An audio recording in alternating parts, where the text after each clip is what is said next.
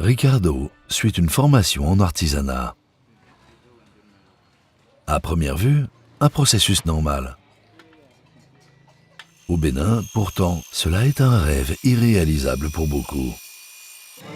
Normalement, c'est la famille qui devait payer le contrat d'apprentissage de son enfant. Mais beaucoup de familles ont des difficultés pour payer.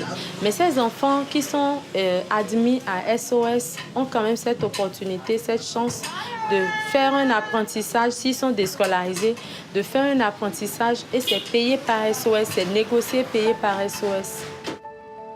Ce pays de l'Afrique de l'Ouest est l'un des pays les plus pauvres au monde. Plus de la moitié de la population vit dans la pauvreté absolue.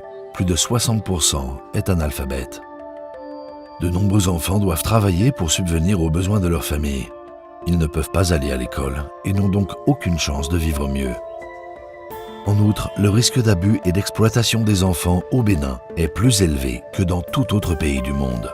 Jusqu'à 50 000 enfants sont vendus chaque année. La famille de Ricardo a également beaucoup souffert. Sa mère Célestine a été répudiée par son mari avec ses 3 jeunes enfants.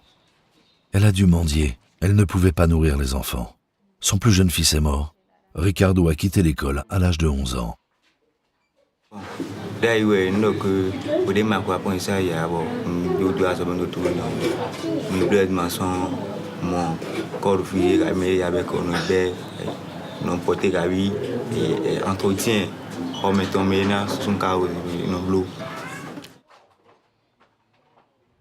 Un moment difficile pour la famille, sans espoir d'amélioration.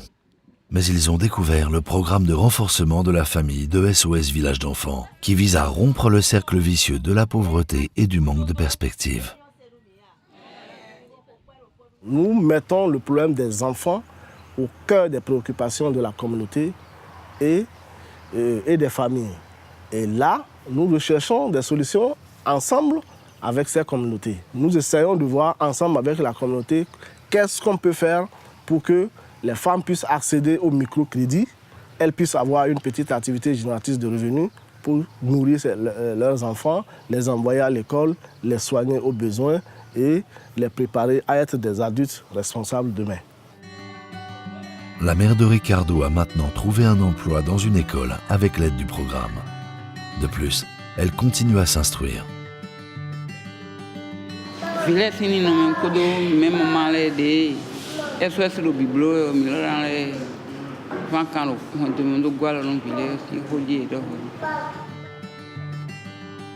En outre, c'est aussi grâce à ce programme que ces enfants ont pu retourner à l'école.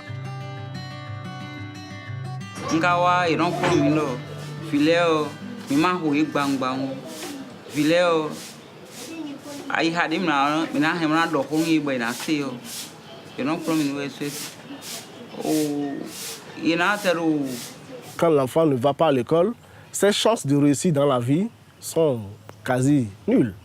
S'il n'arrive pas à aller à l'école, il n'arrive pas à s'instruire, ils sont en proie à la traite. Généralement, chez nous ici, les enfants sont trafiqués vers le Nigeria ou bien vers les grandes villes pour aller travailler dans les carrières, pour aller travailler dans des maisons, dans des champs. Ils sont exploités, ils reviennent malades et c'est toute une vie, n'est-ce pas? Ce sont des vies qui sont gaspillées. Ricardo a déjà fait des projets pour son avenir.